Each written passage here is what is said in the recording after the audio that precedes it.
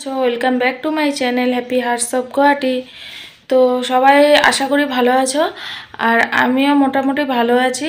তো আজকের বারটা হচ্ছে মঙ্গলবার, আর মঙ্গলবারের সকাল থেকে ব্লগটা স্টার্ট করলাম। আর কি ব্লগ হবে সেটা তোমরা পুরোটা দেখলেই বুঝতে পারবে। এখনও আমি নিজেই জানি না আজকে কি ব্লগ করব, কিন্তু কিছু ইন্টারেস্টিং ব্লগ তোমাদের সাথে শেয়ার করব, মানে কিছু নতুনত্ব তোমাদের সাথে শেয়ার করব, ঠিক আছে, যতটুকু সম্ভব। তো দেখি এখন রান্নাঘরের দিকে যাই। তো বেলা হয়ে গেছে, আজকে উঠতেও দেরি হয়ে গেছে। তো বেলা হয়েছে বলে এখন রান্নাঘরের দিকে যাব।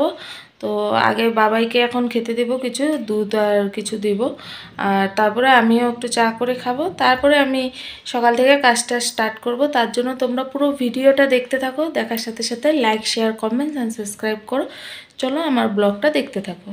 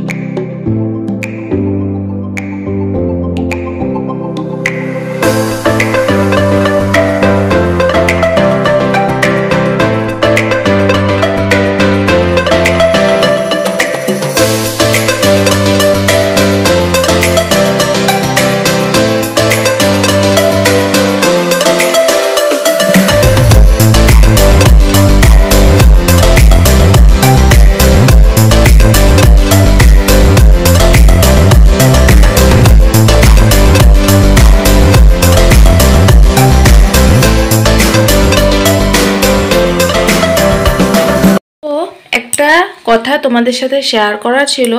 তো তোমরা তো আগে দেখেছো আমার আগে রান্নাঘরের চুলাটা ছিল এই জায়গাটার মধ্যে, ঠিক আছে, মানে গ্যাস ওভেনটা আমার এই জায়গাটার মধ্যে ছিল।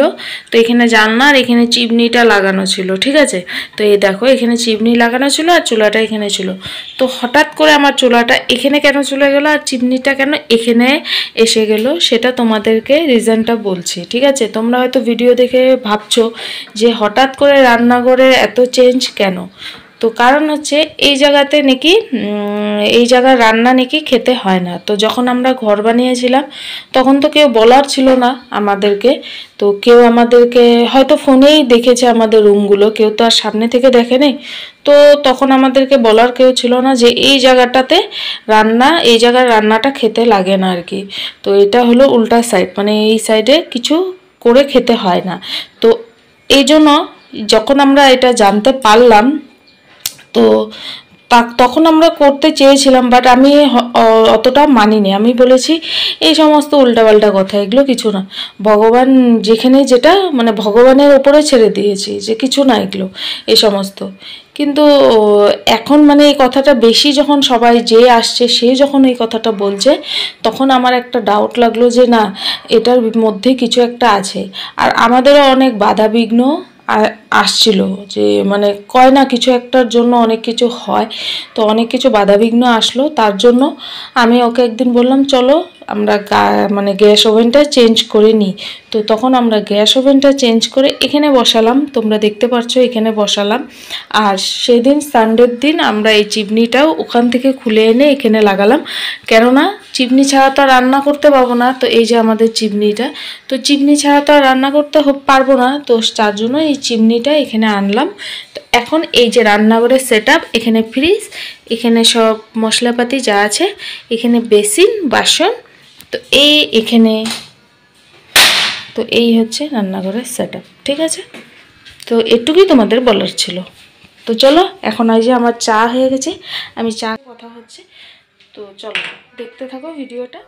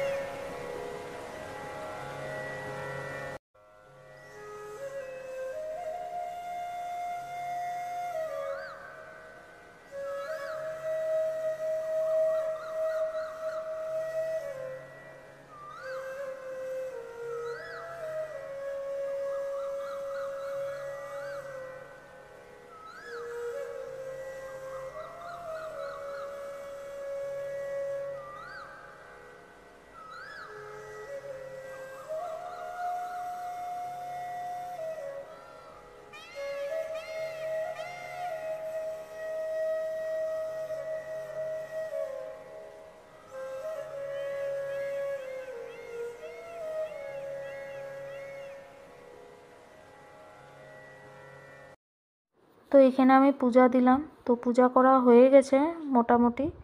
তো আমি পরে কথাটা বলছি, তখন তো পূজার সময় আর কথা হয়নি। তো যাই হোক, আমার পূজাটা হলো, এখন বাদবাকি কাজে যাব। তো আমি এইভাবে পূজা দিই। তো দেখো এখন আমি কি কি করি সবটা শেয়ার করব। তো বলতে বলতে এখানে রান্না করে চলে আসলাম। তো রান্নায় আজকে সিম্পল হবে, বেশি কিছু আইটেম নাই, খালি ডিম বানিয়ে রেখে দেবো। তো এই যে দেখতে পাচ্ছ আমি ডিম বানিয়েছি, ডিমটাই জাস্ট বানাবো আর অন্য কিছু না। তো চলো ব্লগটা দেখতে থাকো, যতটুকু সম্ভব ব্লগটা তোমাদের সাথে মানে কন্টিনিউ করব। তো এখানে আর ব্লগটা কন্টিনিউ হলো না। তো দুপুরবেলা খাওয়া দাওয়া করে পুচকাকে পড়াতে বসালাম। তো এখন সন্ধ্যা হয়েছে, তো এখন ব্লগটা আবার কন্টিনিউ করছি। তো এখন সন্ধ্যা হয়েছে, সন্ধ্যা পুজোটা দিলাম, সেটাই তোমাদের সাথে ছোট্ট একটা ক্লিপ শেয়ার করলাম। তো এখানে সন্ধ্যা দিচ্ছি, ধূপবাতি সব জ্বালিয়ে ঠাকুরকে খেতে দেব এখন, মানে সন্ধ্যার খাওয়া। গোপালের তো 3বার ভোগ লাগাতে হয়, তো 2বার তো লাগিয়েছি, এখন একবার 3বার ভোগ লাগাবো। তো আমি ফ্রেশ হয়ে চলে এসেছি, এসে এই যে সন্ধ্যাবাতিটা দেব, দিয়ে আবারও পড়াতে বসবো। তো চলো দেখতে থাকো। তো এই যে আমার গোপাল সোনাকে তোমরা দেখো। তো এই যে আমি তো আজকের ব্লগটা এখানেই শেষ করে দিচ্ছি। তো এখন ছেলেকে পড়তে বসাবো, এই যে বই নিয়ে বসে গেছে, তো এখন পড়াবো আবার।